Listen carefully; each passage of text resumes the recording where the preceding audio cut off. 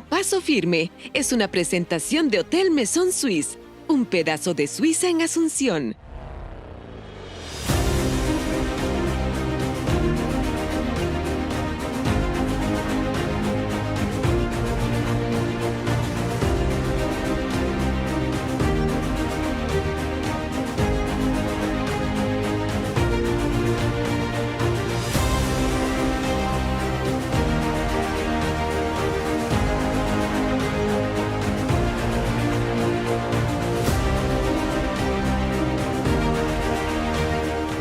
Muy buenas noches, estamos empezando el programa Paso Firme, el primer programa sobre las ideas de la libertad en la televisión paraguaya. Hoy vamos a estar hablando con Alberto Venegas Lynch, hijo, el prócer, según lo dijo el propio presidente actual de la República Argentina, Javier Milei. Alberto Venegas Lynch, hijo, realmente es la luz más importante de las ideas de la libertad a nivel mundial. Fue mi profesor en la maestría de economía, un gran amigo, una persona que merece realmente toda nuestra consideración y tomarlo en cuenta en sus numerosos libros, escritos y conferencias que ha llevado a cabo en todas partes del mundo. En contados minutos, no se vayan, viene la entrevista con el gran maestro. Nos vemos enseguida.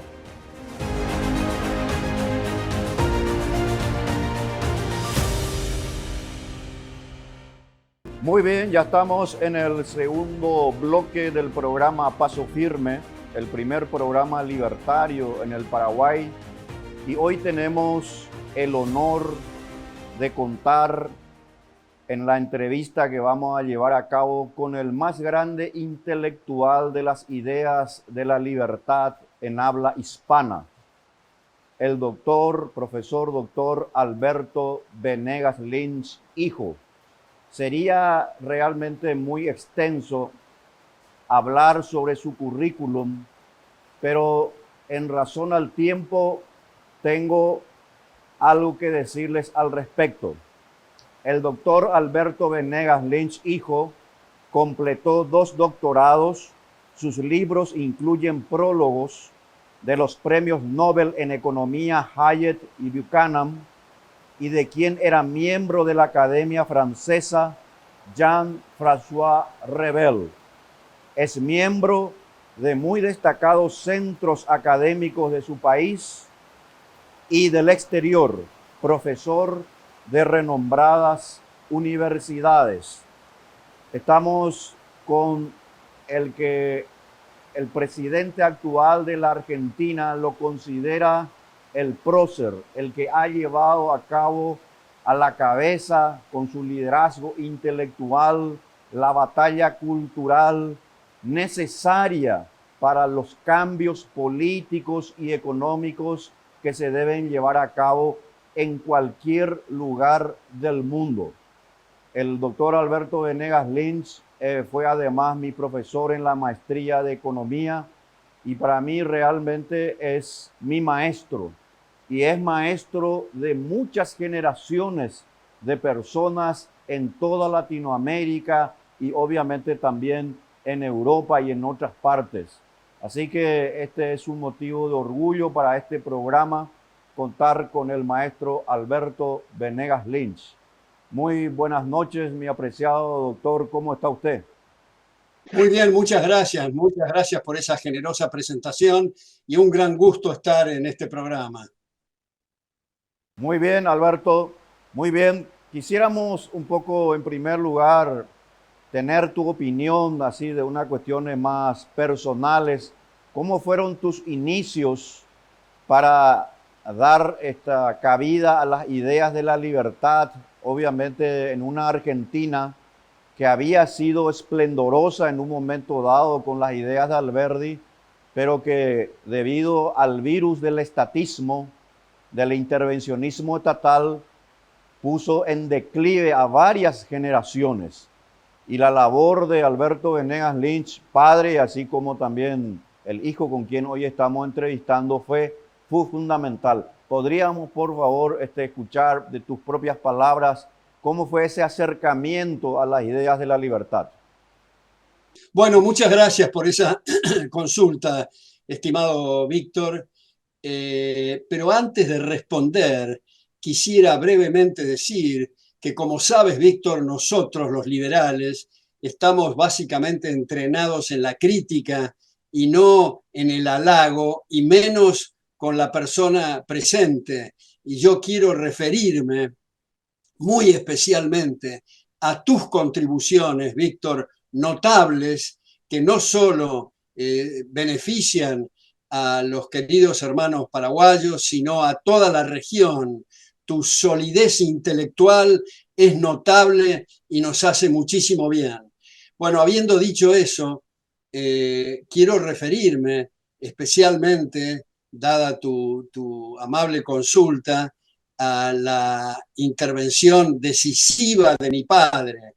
Yo, a pesar de que completé 2 doctorados, como señalaste, nunca escuché nada medianamente razonable sobre la tradición de pensamiento liberal. Fue gracias a mi padre, con una paciencia y una perseverancia notable, que me mostró otros lados de la biblioteca. Mi padre formó un seminario en la Facultad de Ciencias Económicas en la Universidad de Buenos Aires en el año 42, 1942, donde en esa época decirse liberal era una mala palabra, había perdido toda vigencia, y mi padre descubrió accidentalmente el libro de Gottfried Haberler, que, como se sabe, había estudiado con Ludwig von Mises en Viena, estaba enseñando en Harvard y se acababa de publicar ese año su libro Prosperidad y Depresión, donde mi padre, con unos pocos colegas, hizo ese seminario, y uno de los participantes, William Chapman, luego fue decano de esa facultad cuando mi padre lo invitó a Mises a dar conferencias en 1959, que hace muy poco Unión Editorial de Madrid me hizo el honor de pedirme un prólogo a esas célebres 6 conferencias. Yo no sé qué hubiera sido de mí, a juzgar por mis colegas en los 2 doctorados, si yo hubiera sido trotskista o si hubiera sido keynesiano, pero nunca liberal. Gracias a mi padre pude beber de estas fuentes, mi querido Víctor. Excelente, apreciado maestro. Tenemos entendido que también su padre y usted mismo también colaboró para traerlo nada más y nada menos que a von Mises allí a dar unas charlas que ahora están siendo nuevamente publicadas con el prólogo de usted sobre las lecciones de economía que el gran maestro, obviamente, von Mises había dictado en Buenos Aires. Exactamente, es lo que acabo de decir, con el agregado que cuando fui becado en el año 68 a New York, a Estados Unidos, tuve también el privilegio de asistir a las últimas clases de Ludwig von Mises en NYU, en la Universidad de New York. Tuve también ahí el privilegio de asistir a clases de Israel Kirzner, de Hayek, y en el departamento, en ese momento en Nueva York, de Murray Rothbard, donde asistí a un seminario de 6 sesiones, una vez cada 15 días, en el departamento de Murray Rothbard, que después me percaté que era un precalentamiento para su próximo libro, que era For a New Liberty. Extraordinario, extraordinario. Sin duda alguna, estamos hablando con Alberto Venegas Lynch, hijo, el más grande intelectual en habla hispana sobre las ideas de la libertad. Y quiero empezar ya básicamente esta entrevista, mi querido maestro, que usted nos pueda explicar aquella definición hoy ya conocida a nivel mundial del liberalismo y que el propio presidente de la República de la Argentina, Javier Milei, lo conceptualizó como el nuevo contrato social con la Argentina, a partir de la definición que usted había dado. y en consecuencia me permito leer esa definición para nuestra teleaudiencia para que su propio autor, el doctor Alberto Venegas Lynch, lo pueda explicar de una manera obviamente todavía mucho más didáctica como es su característica. Dice así: el liberalismo es el respeto irrestricto del proyecto de vida del prójimo, basado en el principio de no agresión, en defensa del derecho a la vida, la libertad y la propiedad, cuyas instituciones son la propiedad privada, los mercados libres sin intervención estatal, la libre competencia y la cooperación social. Alberto Venegas Lynch, hijo. Realmente esta definición es para todo un seminario, mi querido maestro. Tendríamos que hacer incluso charlas y escudriñar cada frase nuevamente de esta definición. ¿Usted nos podría dar una suerte de conceptualización básica en este primer bloque sobre su definición? Bueno, sí, cómo no, Víctor, esa definición que fabriqué en uno de mis primeros libros. Mi primer libro fue Fundamentos de Análisis Económico, que lleva prólogo de Hayek, como tú dijiste, y prefacio del exsecretario del Tesoro del gobierno de Estados Unidos, William Simon. Pero en uno de mis primeros libros fabriqué esa definición que tengo la enorme satisfacción que muchos intelectuales que aprecio la han reiterado, comenzando por la generosidad del presidente Milei, que como dices, la citó cuando asumió el 10 de diciembre en las escalinatas del Congreso y aludió a una serie de cuestiones domésticas de gran importancia y refería al contrato social vinculado a esa definición que fabriqué, como digo. Y luego pongo como una nota a pie de página, conviene subrayar muy especialmente la extraordinaria conferencia en Davos, que ya no se refirió a cuestiones domésticas, sino a cuestiones universales, que fue un discurso aplaudido por todos los rincones del planeta. Cierro esta nota a pie de página y digo, en esa definición, yo subrayo muy especialmente la palabra respeto. Eso no quiere decir, pongo en negritas y subrayo, no quiere decir que adherimos al proyecto de vida del vecino. Más aún, nos puede resultar repugnante, pero si no hay invasión de derecho en una sociedad abierta, para utilizar terminología popperiana, no hay la facultad de recurrir a la fuerza. En una sociedad libre la fuerza se utiliza solo de carácter defensivo. Y por último, agrego, Víctor, que no recurro a esa expresión que ha sido tan generalizada y utilizada con la mejor buena voluntad de tolerancia, porque me da la impresión que tolerancia encierra cierto tufillo inquisitorial que estamos mirando desde la loma y perdonando o tolerando los errores de otros. Por eso utilizo la palabra respeto, porque los derechos no se toleran, los derechos se respetan. Acá abajo de mi computadora tengo una enorme leyenda que dice nullius in verba, que es el moto de la Royal Society de Londres, que quiere decir no hay palabras finales. El conocimiento no es un puerto, sino una navegación permanente. Sin duda alguna, sin duda alguna. Rescato también aquí de la definición, porque como ya dije, esto es para hacer todo un seminario, para conversar, hacer un coloquio, como lo venía haciendo también el gran profesor Manuel Ayau en la Universidad Francisco Marroquín, donde precisamente el doctor Alberto Venegas Lynch fue profesor invitado y de gran relieve para el inicio de esa gran universidad y la única en el mundo de carácter liberal. Acá dice en la definición que usted nos ha dado de una manera extraordinaria y es un legado para todas las personas, especialmente que desean vivir en un país, en una nación fundada en principios éticos, morales, políticos y económicos de la libertad. Dice basado en el principio de no agresión en defensa del derecho a la vida, la libertad y la propiedad.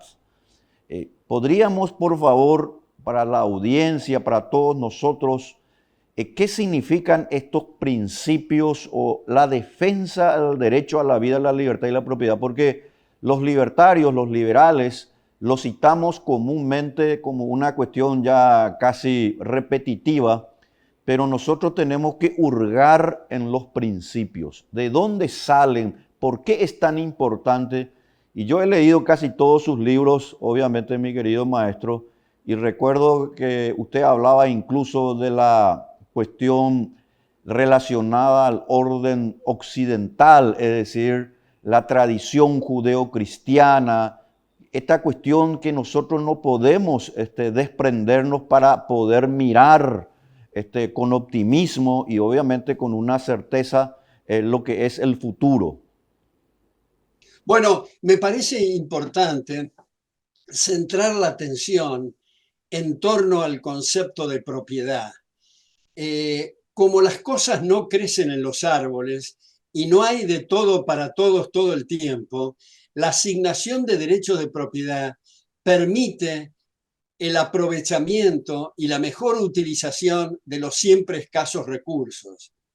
Esto es, aquellos que dan en la tecla respecto de las necesidades del prójimo, sea vendiendo corbatas, equipos electrónicos, relojes, pantalones o lo que fuera, obtienen ganancias, y aquellos que no dan en la tecla incurren en quebrantos. Es muy importante aquí señalar que nos estamos refiriendo a empresarios, aquellos que, como digo, actúan en el seno del mercado abierto. No me estoy refiriendo a aquellos que pululan a veces en nuestra región y son pseudoempresarios, es decir, aquellos que viven de la cópula hedionda con el poder de turno para obtener mercados cautivos y privilegios. Esos son miserables explotadores de la comunidad. Sin embargo, los empresarios, en el sentido del mercado abierto, son benefactores de la humanidad. No es que estén haciendo beneficencia porque están actuando en su interés personal para mejorar su patrimonio, pero para mejorar su patrimonio es indispensable servir al prójimo. Ahora, como ha explicado también Ludwig von Mises, mi maestro, en el año 1920, si se decide abolir la propiedad, como sugiere Marx y Engels en el Manifiesto Comunista de 1848, desaparecen los precios, porque los precios expresan arreglos contractuales de transacciones de derechos de propiedad. Donde no hay propiedad no hay precios, donde no hay precios no hay propiedad. Entonces, como he puesto el ejemplo muchas veces, si se ha abolido la propiedad, no sabemos si los caminos tienen que construirse con asfalto o con oro. Y si alguien levanta la mano y dice que con el metal aurífero es un derroche, quiere decir que recordó cuáles eran los precios antes de abolir la propiedad. Ahora, en nuestra región y en el mundo, mi estimado Víctor, no se llega en gran medida en el llamado mundo libre a abolir la propiedad, pero sí los megalómanos de turno intervienen en la propiedad, intervienen en los precios y en esa medida están desdibujando, están prostituyendo, están degradando esas señales que son los precios, con lo cual hay derroche de capital. Y acá viene otra cosa importantísima. En la medida que hay derroche de capital, los salarios e ingresos en términos reales de todos, pero muy especialmente de los más necesitados, bajan. O sea, es un atropello a la gente más pobre, a pesar de que los demagogos que conocemos siempre han dicho que sus intervenciones inauditas son para proteger a los más débiles, cuando en realidad los están condenando miserablemente a la pobreza y a la miseria más espantosa. Extraordinario, extraordinario. Sin lugar a dudas, estamos hablando realmente con la luz más brillante del liberalismo, a mi modo de ver, incluso universal, el gran maestro Alberto Venegas Lind, hijo. No se vayan, vamos a un corte de 2 minutos y volvemos.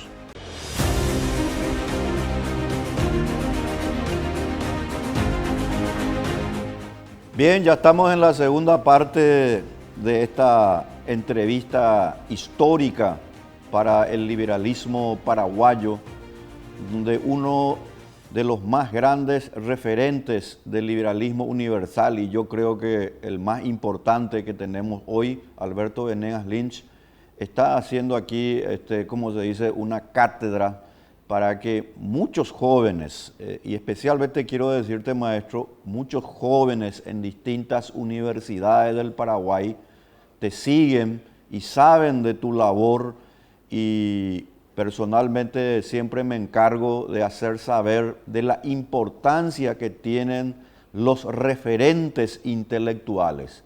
Yo recuerdo que una de las frases que siempre me quedó de los libros que fui leyendo, y uno obviamente lo va repitiendo porque es realmente algo sensacional y muy oportuno siempre, es la famosa frase también de tu colección: hacer correr el eje del debate.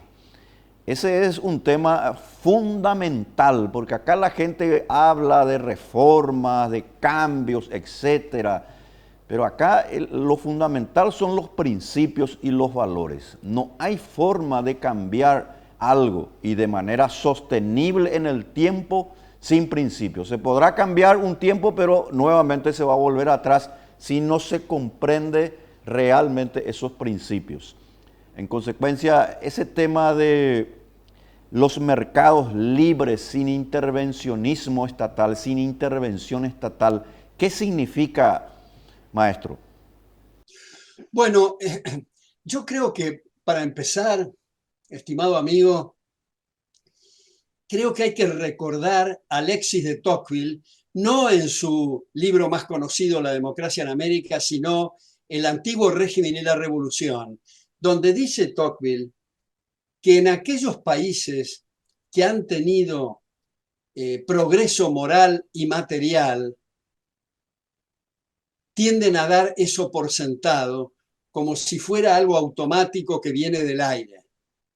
Esto me parece muy importante referirlo a muchos países que han tenido, sí, progreso moral y material, y se han dejado estar. Y ese es el momento fatal. Yo a mis alumnos les digo, puede parecer una exageración, pero no es, que antes de acostarnos a la noche tenemos que preguntarnos qué hice hoy para que me respeten. No importa si la persona se dedica a la jardinería, a la música, a la filosofía, a la medicina o lo que fuera, todos estamos interesados en que se nos respete, por lo tanto todos tenemos que contribuir a esos valores y a esos principios del respeto recíproco.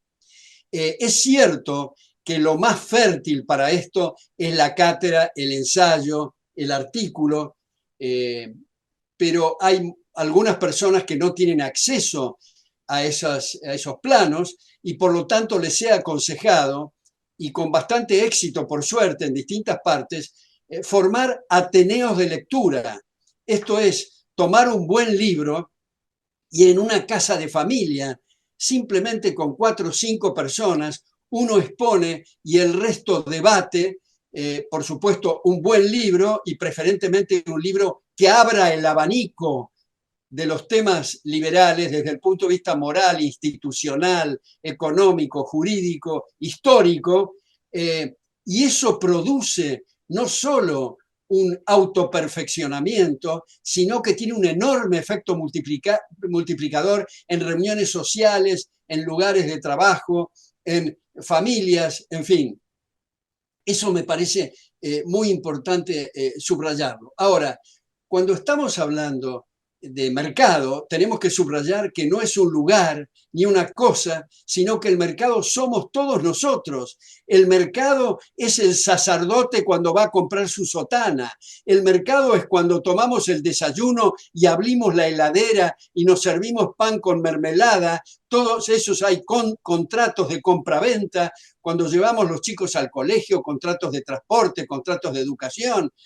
Eso somos, no, es el mercado. A veces se refiere al mercado como si fuera algo ajeno a nosotros. Entonces, me parece, Víctor, que un punto muy central es referirnos a las llamadas empresas estatales. Empresas estatales que en realidad es una contradicción en los términos, porque una empresa o un empresario es aquel que asume riesgos con recursos propios y no los manotea o los roba del fruto del trabajo ajeno. De manera que esa llamada empresa estatal, que en realidad son organismos políticos, en el momento en que aparece, en el momento de la aparición, en el momento en que se constituye, implica un derroche de recursos, puesto que se asignó en lugares distintos de lo que hubiera elegido la gente libremente. Y si alguien dice, bueno, pero el empresario o el político tiene suficiente olfato y coloca la empresa donde la gente lo hubiera hecho, la respuesta es ¿para qué diablos se metió si va a ser lo mismo que hubiera hecho la gente? Con el ahorro de honorarios. Ahora, si además la empresa es monopólica, si además es deficitaria, son agravantes. Pero el problema de la empresa estatal es en el momento del parto, en el momento en que se constituye. Entonces son en el fondo negocios políticos. A la competencia no se puede jugar, no es un pasatiempo. O estamos en el proceso de mercado con todos los rigores del mercado o estamos en el área política. Por eso me parece, estimado Víctor, que como tú bien sabes,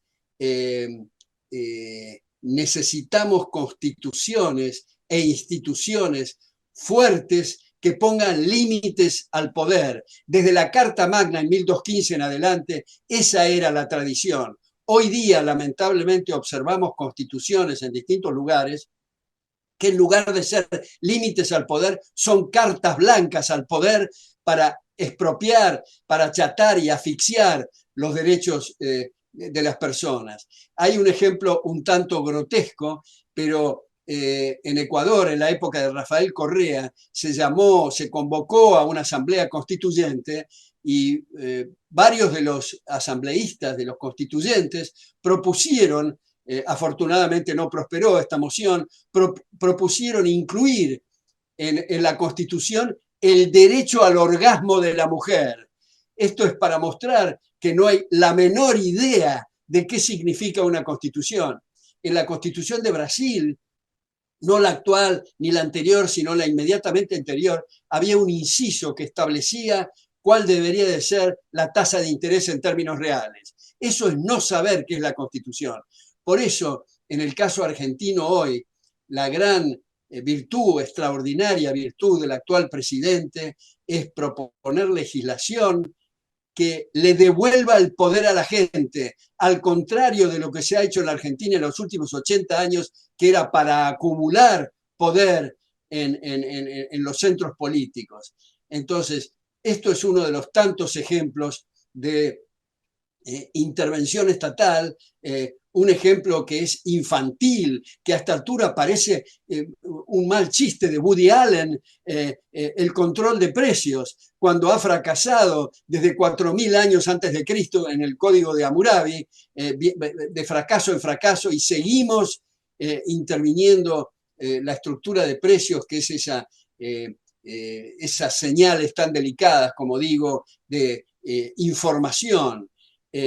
Hay un periodista que no sé si quienes nos están escuchando están familiarizados, John Stossel, que trabajaba antes en Fox News, que él ilustra, lo hago muy corto a esto, con un trozo de carne envuelto en celofán en la góndola de un supermercado. Y nos dice, los invito a que cerremos los ojos y vamos en regresión desde las personas y los profesionales que se ocupan de calcular espacios en los campos, los alambrados, los postes. Bueno, los postes solamente implican proyectos de 30 años entre la siembra y la tala, para no decir nada de las cartas de crédito, de los transportes, de las empresas para construir los transportes. Bueno, los tractores, los fertilizantes, los plaguicidas, los caballos, las riendas, los peones, en fin. Para ese pedacito de carne en la góndola del supermercado envuelta en celofán han contribuido más o menos 300.000 personas sin conocerse entre sí, cada uno ocupándose de lo que cree que conoce y comunicándose a través de los precios. Pero luego vienen los megalómanos, como aquel que habla con los pajaritos en Venezuela y dice, no, yo voy a controlar precios, entonces desaparece el celofán, desaparece el trozo de carne, desaparece la góndola y desaparece el supermercado. Y estamos en una situación caótica porque precisamente se han cortado esos hilos de comunicación a través del sistema de precios. Brillante como siempre, mi querido maestro. Cada frase que usted está diciendo realmente se presta para hacer repreguntas. En otra ocasión, obviamente, nos gustaría volver a tenerlo. Usted habló de la Constitución. Yo recuerdo que usted escribió un libro también relacionado a los papeles federalistas y antifederalistas y el tema de los Estados Unidos. Estados Unidos contra Estados Unidos. Esos son temas relevantes, importantes para entender cómo lamentablemente cuando se van desconociendo, relegando, se dejan de lado en nuestro centro de estudios y ya no tenemos hombres y mujeres republicanas, liberales, que defiendan los principios.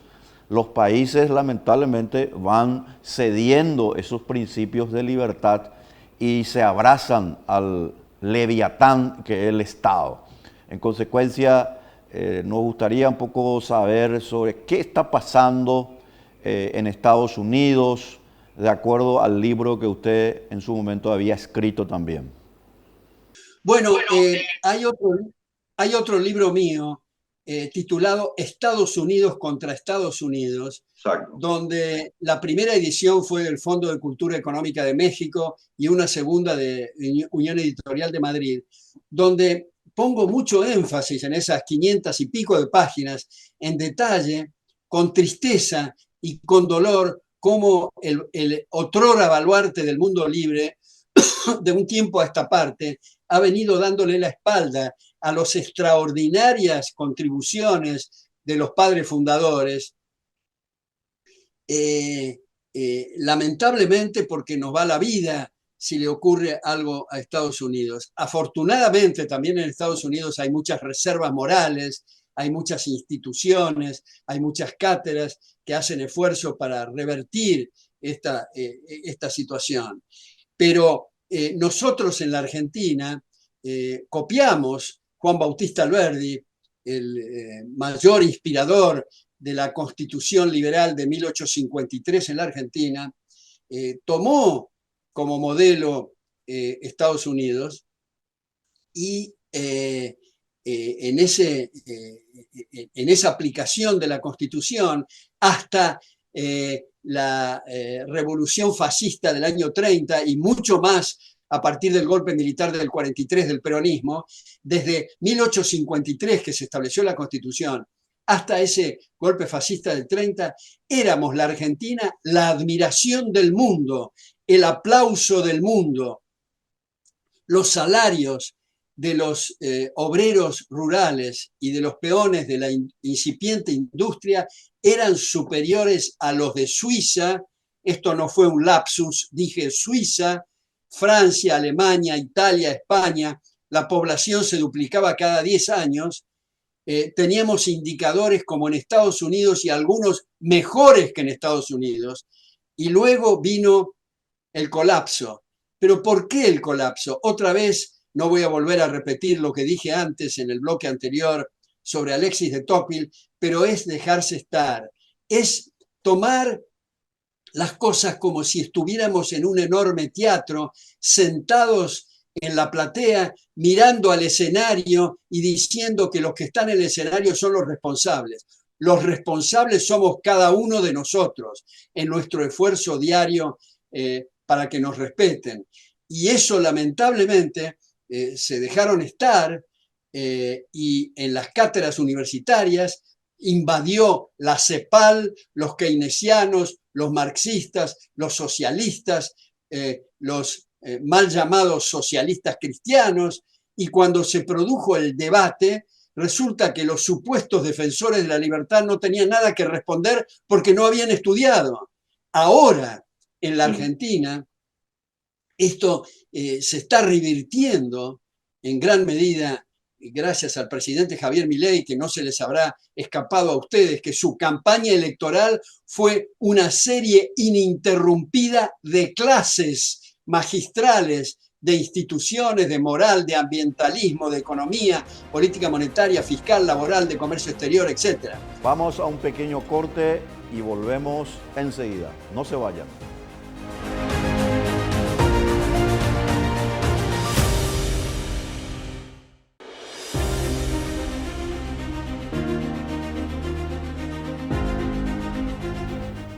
Estaba diciendo nuestro invitado, el doctor Alberto Venegas Lynch, hijo, que estaba conversando, él manifestó un mano a mano con una persona antes del COVID. Entonces, proseguimos entonces con tu disertación, mi querido maestro. Adelante. Bueno, exacto, era un mano a mano con Javier Milei en la Universidad de Belgrano, y el aula magna estaba ocupada por 1.300 jóvenes. Hubo que habilitar 3 aulas más con pantallas paralelas, pero lo que más me impresionó no era tanto la cantidad de gente, que desde luego me impresionó y me llamó la atención, sino el tipo de preguntas. Atrás de las preguntas había mucha biblioteca, había mucho estudio, había mucha cita de autores relevantes. Esta es la novedad en la Argentina, puesto que el presidente Milei ha puesto sobre el tapete temas que hace 80 años no escuchábamos en la Argentina.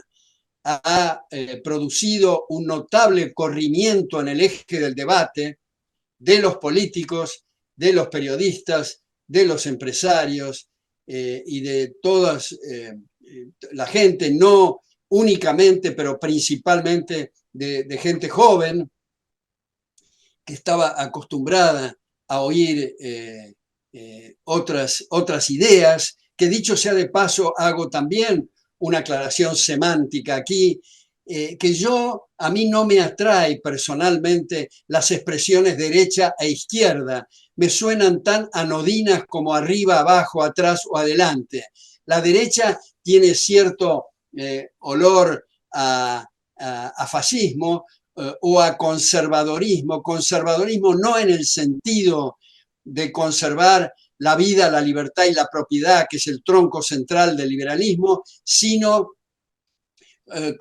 conservador en el sentido de estar atado y enredado en pesadas telarañas mentales que incapacitan para salir del statu quo. Y por otra parte, la izquierda ha renegado de sus ideales originales cuando se sentaron a la izquierda del rey en la Revolución Francesa, antes de la contrarrevolución de los jacobinos. Estos de izquierda se oponían a los privilegios y al abuso del poder, pero a poco andar se aliaron con las botas, porque el estatismo significa aliarse con la fuerza, con la violencia, con las botas, para destrozar derechos de las personas.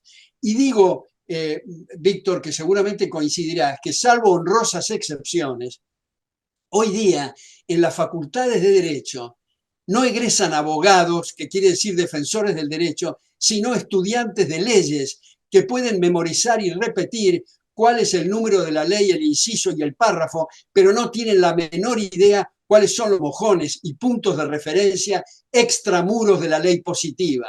O sea, el positivismo legal ha hecho en ese sentido estragos. Afortunadamente, no en todas las facultades y en todas las cátedras, pero en muchas de ellas. Por eso se habla equivocadamente del derecho a una vivienda digna, del derecho a una motocicleta con 3 caños de escape, el derecho a minerales y hidratos de carbono, y en realidad son todos pseudo derechos, porque si yo digo que tengo el derecho a ganar 1.000, que es lo que estoy ganando en el mercado, hay la obligación universal de respetarme los 1.000.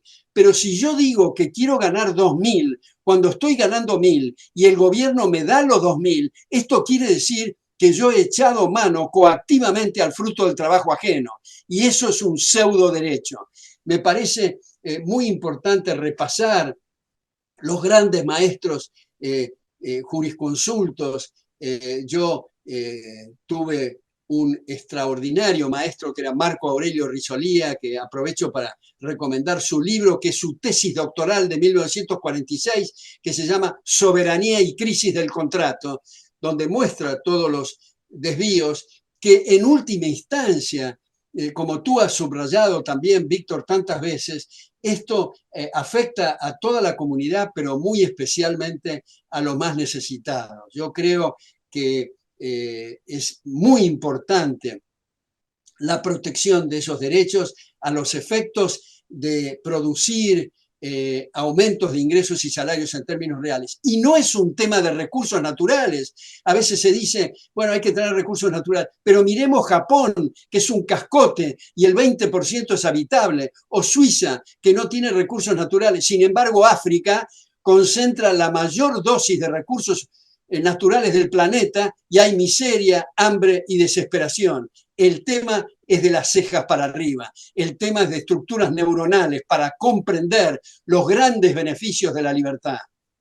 Sin lugar a duda, exactamente, es muy importante el señalamiento que estás realizando, mi apreciado maestro, porque aquí en Latinoamérica, y hablo concretamente de nuestra región, se habla de incorporarnos al mundo cada vez más competitivo. Pero yo creo, y me gustaría ahí tu reflexión, que para nosotros ser parte de un mundo cada vez más competitivo, nosotros tenemos que darnos cuenta que nuestros países tienen que establecer reglas de juego institucionales. Esas reglas de juego, como también lo estableció alguna vez, lo dijo Douglas North en su libro, y obviamente tú has escrito mucho sobre este tema. Estas reglas institucionales son claves para ordenar un país, porque acá se habla mucho, también aquí en Paraguay, de la macroeconomía, pero se olvidan del hombre y la mujer común de la calle. Y ahí es donde nosotros creo también tenemos que poner mucho énfasis, porque este tema de la macroeconomía parece ser un invento, ¿verdad?, del estatismo, donde fue relegado precisamente del comportamiento humano, que es al final y al cabo la misma economía, la acción humana, como decía el gran maestro von Mises. Exactamente, y tú has dicho, usado la palabra estatismo. Yo creo, estimado Víctor, creo que en lugar de esas expresiones derecha, izquierda, incluso populismo, que esconde el hueso del asunto, yo creo que para dividir las aguas y para aclarar bien de qué estamos hablando, es mejor hablar de estatismo o de liberalismo. Eso pone en claro, y no recurrir a expresiones ridículas, que son sandeces como el neoliberalismo. Mario Vargas Llosa ha dicho textualmente, mi vida que va siendo larga, he encontrado a muchos liberales y muchos más que no son liberales, pero jamás me topé con un neoliberal. Nadie que se precie de liberal va a aceptar esa terminología. Ahora, tú lo has mencionado a Douglas North. Creo que Douglas North, junto con Ronald Coase y junto con Harold Debses, han trabajado especialmente en el tema de los incentivos. Cuando hablamos despectivamente, si se quiere, de los megalómanos políticos que intervienen en los procesos de mercado, en realidad no estamos haciendo una división entre gente buena y gente mala. No, eso es irrelevante. El tema, como nos ha enseñado Coase, North y Debses, es un tema de incentivos. Y lo ilustro con esto. La forma en que prendemos las luces y tomamos café no es igual cuando nosotros pagamos las cuentas que cuando obligamos a otros a que las paguen. Es completamente distinto los incentivos y de eso se trata. Exactamente, exactamente. El tema relevante que yo suelo escuchar mucho acá también en Paraguay, me gustaría que vos puedas explicarle especialmente a muchos estudiantes relacionados al derecho y a la economía, es que ambas áreas del conocimiento no están separadas, no son compartimientos estancos. Hay que entender lo que es el derecho, hay que entender lo que es la economía, porque de seguir este tipo de enseñanza donde se cree que por aquí va el derecho y por otro lado la economía, pues lo que tenemos es precisamente personas que luego ocupan cargos y cuyo único propósito es que llegado al poder, su único objetivo es alzar más los impuestos y obviamente llevarse una buena tajada para sus bolsillos. O sea, el derecho y la economía no son compartimientos estancos, los escasos recursos siempre son parte de la cooperación social. Importantísimo lo que estás diciendo, Víctor. Yo escribí una vez un ensayo que se llama El liberalismo no se corta en tajos, donde precisamente hago ese punto y lo quiero ilustrar con una anécdota personal. Yo fui el primer no abogado que ganó un concurso como titular en la Facultad de Derecho de la Universidad de Buenos Aires. Y cuento esta anécdota. Cuando gané el concurso, un profesor, que no vale la pena mencionar, me dijo: doctor, quiero que usted sepa que yo me opuse a que usted ganara este concurso. Y yo le dije: le agradezco mucho la confianza, dígame por qué. Porque usted no es abogado. Entonces yo le hice este ejercicio y le dije: supongamos que en la Facultad de Química haya que enseñar derecho constitucional. ¿Usted cree que tiene que ser enseñado por un abogado o por un químico? Y me respondió: por un químico. Esto de los departamentos estancos es algo que ha arruinado el conocimiento. Lo interesante es la experiencia interdisciplinaria.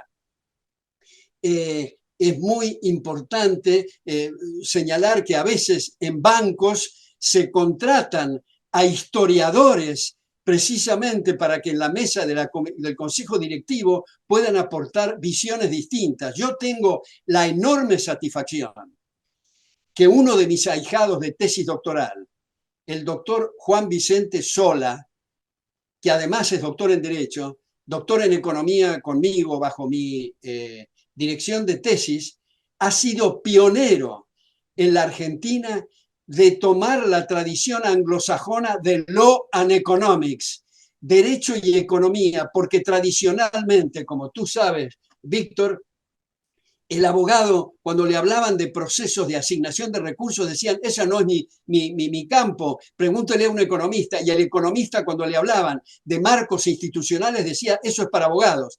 Mostrar la íntima vinculación, como tú has señalado y has enfatizado, entre el derecho y la economía es clave para el progreso de los países. Exactamente, así mismo, realmente esta es una de las enseñanzas y le hablo aquí a la audiencia ahora, que yo aprendí precisamente aquí del maestro Alberto Venegas Lynch, hijo, esa vinculación que existe entre las áreas del conocimiento, porque realmente ha sido muy peligrosa la tendencia que se da en nuestro centro de estudios, donde el abogado sabe ciertamente de mucho procedimiento cuando presentar un escrito, pero no sabe del concepto de lo que es la justicia, no sabe lo que es realmente el orden social de la libertad, y en consecuencia ahí tenemos gobernantes, senadores, diputados, intendentes, concejales, etcétera, ¿verdad?, que ocupan altos cargos y que único objetivo es endiosar finalmente al Estado. El Estado realmente tiene que ser colocado en su lugar. Ahora, ¿cuál es tu posición concreta? Y vamos a ir terminando, mi querido maestro, sobre lo que está pasando ahora mismo en la Argentina. ¿Te parece que las medidas son correctas, las que se están llevando a cabo ahora mismo? Es muy importante subrayar cuál es el objetivo, cuáles son las metas, cuál es la estrategia final y cuál es el rumbo y el balance neto de la gestión.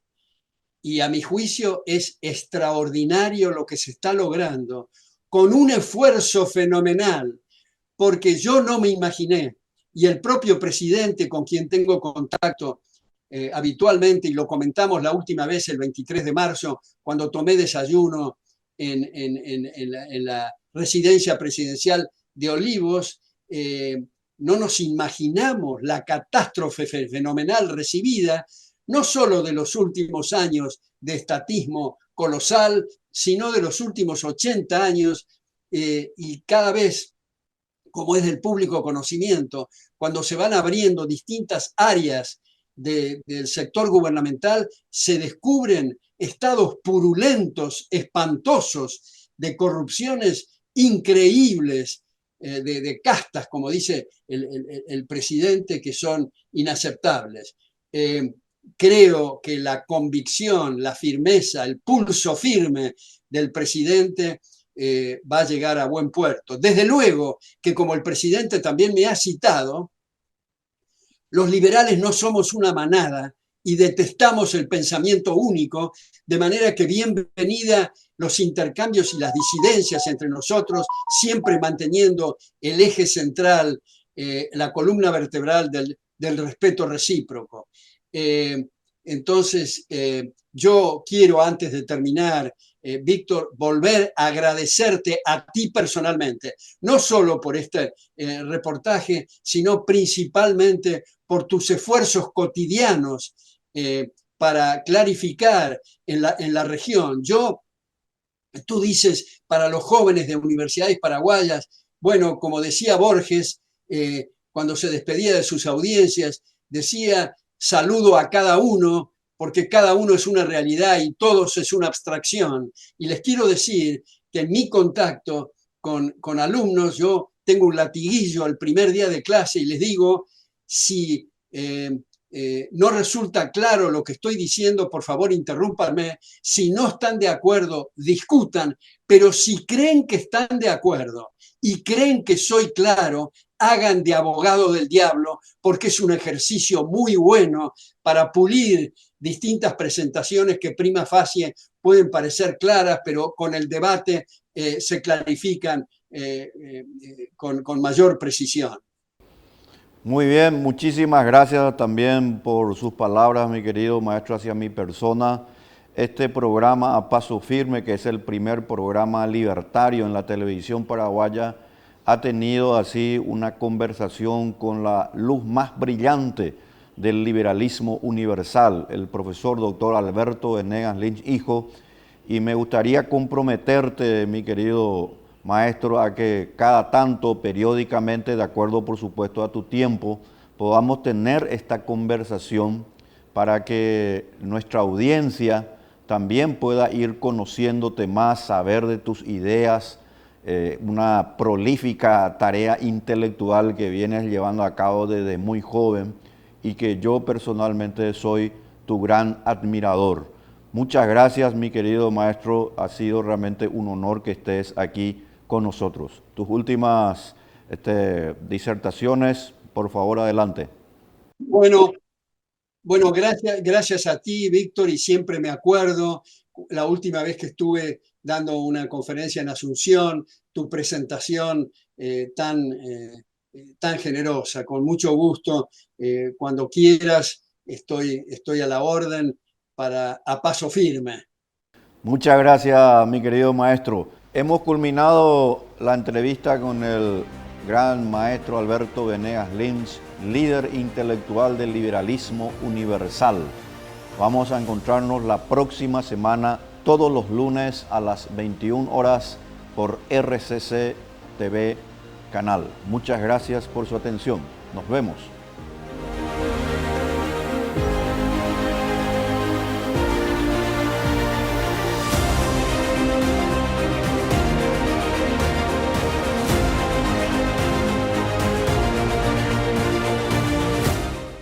A Paso Firme fue una presentación de Hotel Maison Suisse, un pedazo de Suiza en Asunción.